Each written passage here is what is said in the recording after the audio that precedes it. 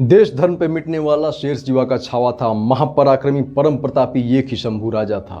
मराठा उन्हें छवा कहकर बुलाते थे, जिसका हिंदी मतलब होता है शावक अर्थात शेर का बच्चा। और इसमें कोई दो राय नहीं, क्योंकि शेर का बेटा शेर ही होता है, गीदड़ नहीं। नमस्कार, जय हिंद दोस्तों। आज हम भारत माता के एक ऐसे महान वीर सपूत के बारे में जानेंगे जिसके बाद आपको अपने आप पे गर्व होगा कि आप ऐसे महान देश में पैदा हुए। वहीं उनका दर्दनाक अंत सुन के आपकी रूह कांप उठेगी। आप ये सोचने पे मजबूर हो जाएंगे कि आखिर कैसे ऐसे लोग भी इस धरती पर आए हैं जिनके लिए अपने स्वार्थ, अपने प्राणों से बढ़कर अपने लोग, अपना धर्म, अपना देश अधिक प्रिय था। आखिर में उनके अंदर ये साहस, वीरता और निर्भयता कहाँ से आती है? उनके बारे में पूरा जानने के लिए प्लीज़ इस वीडियो को पूरा जरूर देखें और अपनों में शेयर करना ना भूलें, क्योंकि हम इन महान वीरों को ऐसे ही नहीं भूलेंगे। 14 मई 1657 को पुरंदर किले में जन्म होता है महान छत्रपति संभाजी महाराज का, जिनके पिता स्वयं महान छत्रपति शिवाजी महाराज थे। संभाजी महाराज एक बड़े शिव भक्त थे और शिव जी को शंभू नाम से भी जाना जाता है, इसलिए संभाजी महाराज को शंभू राजे भोसले के नाम से भी जाना जाता है। संभाजी महाराज के 2 वर्ष के होने तक उनकी माता सईबाई का देहांत हो गया, जिस कारण से उनकी दादी यानी शिवाजी की माता जीजाबाई ने उनका पालन पोषण किया। माँ जीजाबाई ने भारत के 2 महान वीर सपूतों का पालन पोषण किया और उन्हें महान शिक्षा दी, जिस कारण से उनका संपूर्ण विकास हो पाया। 11 जून 1665 की पुरंदर संधि के बाद संभाजी व उनके पिता शिवाजी को आगरा किले में धोखे से नजरबंद कर दिया गया। यहाँ से फरारी के बाद संभाजी अज्ञातवास में कई राजाओं व मंत्रियों के यहाँ रुके, उनसे राजनीति, शासन व कूटनीति सीखी और कुछ समय तक ब्राह्मण बालक के रूप में भी अपना समय व्यतीत किया, जिसके लिए उनका मथुरा में उपनयन संस्कार भी हुआ और उन्हें संस्कृत भी सिखाई गई। इसी दौरान उनकी दोस्ती कवि कलश से हो जाती है। कवि कलश हिंदी व संस्कृत के महान विद्वान थे। उनके मार्गदर्शन में संभाजी की साहित्य की तरफ रुचि बढ़ने लगी और मात्र 13 वर्ष की उम्र तक, जिस उम्र में हम लोग ठीक से सोच नहीं पाते हैं, उस उम्र तक संभाजी संस्कृत सहित 8 अन्य भाषाओं के ज्ञाता हो गए थे और कई शास्त्रों की रचनाएं भी किए, जिनमें बुद्धचरित व श्रृंगारिका प्रमुख रचनाएं थी। वो घुड़सवारी, तलवारबाजी, तीरंदाजी व कुश्ती में माहिर थे।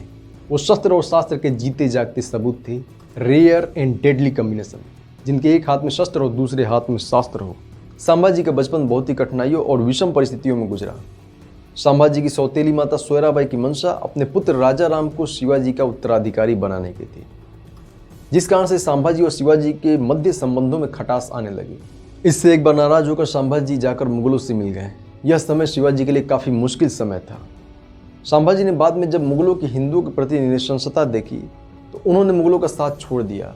उन्हें अपनी गलती का एहसास हुआ और वापस आकर उन्होंने शिवाजी से माफ़ी मांगा। शिवाजी की मृत्यु के बाद 30 जुलाई 1680 को संभाजी मराठा साम्राज्य गद्दी पर बैठे। और किसी भी व्यक्ति को ऊंचाई हासिल करने के लिए एक अच्छे मेंटर की जरूरत होती है, जो उसको सही सलाह दे और उसका मार्गदर्शन करे। इसलिए उन्होंने मुख्य सलाहकार के रूप में अपने परम मित्र कवि कलश, जो कि बड़े विद्वान व्यक्ति थे, उन्हें नियुक्त किया। कवि कलश के गैर मराठी होने का उनका विरोध भी हुआ था। शिवाजी की मृत्यु के बाद औरंगजेब ने सोचा कि अब मराठा डूब गए हैं, वे अब कुछ नहीं कर सकते हैं, उन्हें आसानी से अपने अधीन कर सकते हैं। लेकिन वो शायद संभाजी के साहस से अनजान था। मात्र 15 वर्ष की उम्र में संभाजी ने विक्रमगढ़ का युद्ध जीता, जिसमें उन्होंने बहुत सारे मुगलों को हराया। गद्दी संभालने के बाद संभाजी को मालूम चला कि औरंगजेब उन पर हमला करने वाला है और इधर उनका खजाना भी कम हो गया था। इसलिए उन्होंने औरंगजेब के हमला करने से पहले ही 1681 में बुरहानपुर पर हमला कर दिए और वहाँ से बहुत सारे धन लूटे। वापस आते समय उन्होंने औरंगाबाद किले को भी ध्वस्त कर दिया और औरंगजेब को एक करारा जवाब दिए। धन लेकर वापस वो अपने रायगढ़ किले पर आ गए, जिससे उनके राज्य और सेना को मदद मिली। संभाजी ने स्वयं 1682 में जंजीरा को जीता, जिसमें उनकी 2000 मजबूत सेना व 300 समुद्री जहाजें आदि थीं। मराठा एडमिरल मेनक भंडारी दरिया सारंग और दौलत खान नेवी को कमांड कर रहे थे। इन सब हमलों से औरंगजेब का आपा खोने लगा। उसे लग गया कि संभाजी कोई आम इंसान नहीं है, अगर उन्हें नहीं रोका गया तो मुगल का अंत निकट है। इसलिए औरंगजेब अपने सबसे बड़े जनरल हुसैन अली खान को संभाजी को खत्म करने के लिए भारी सेना व पशुओं के साथ रवाना किया। हुसैन ने घमंड में बोला, अरे मैं तो उसे 2 दिन में खत्म कर दूंगा। शायद वो नहीं जानता था कि संभाजी कौन है। सालों साल युद्ध हुआ, बार बार हुसैन हारा, आखिरकार डर के भाग गया। फिर औरंगजेब ने संभाजी को चारों तरफ से घेरने के लिए सिद्धीज को, नीचे से मैसूर के राजा को व गोवा के पुर्तगालियों का साथ लिया। जब संभाजी को खबर मिली तो उन्होंने गोवा के पुर्तगालियों को कूट दिया। संभाजी ने हिंदुत्व के लिए बहुत ज़्यादा काम किया, जिसका आभारी सभी हिंदू हैं। औरंगजेब पूरे भारत में मुगल साम्राज्य स्थापित कर उसे इस्लामिक राष्ट्र बनाना चाहता था।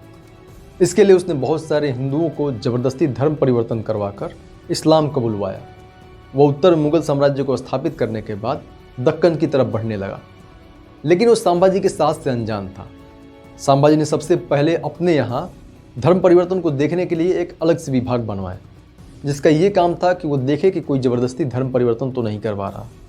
और उन्होंने घर वापसी अभियान चलाकर बहुतों की हिंदू धर्म में वापसी करवाए। उन्होंने मुगलों की 8 लाख से अधिक सेना को अपनी छोटी सेना से करीब 9 सालों तक महाराष्ट्र के युद्धों में ही व्यस्त रखा, जिससे औरंगजेब का पूरा ध्यान यहीं पर था और इससे मुगलों की अधिक सेना दक्षिण की तरफ बढ़ने में असमर्थ रही। इसका फायदा उठाकर उत्तर में हिंदू शासक, जिसमें पंजाब, राजस्थान, बुंदेलखंड आदि की हिंदू रियासतें अपने आप को मुगलों से स्वतंत्र कराने लगे। इतिहास गवाह है, संभाजी अपने 9 वर्ष के छोटे शासनकाल में करीब 127 युद्ध लड़े, लेकिन एक में भी पराजय हासिल नहीं की। अब संभाजी को हराना लगभग असंभव हो गया था। औरंगजेब ये भली भांति जानता था।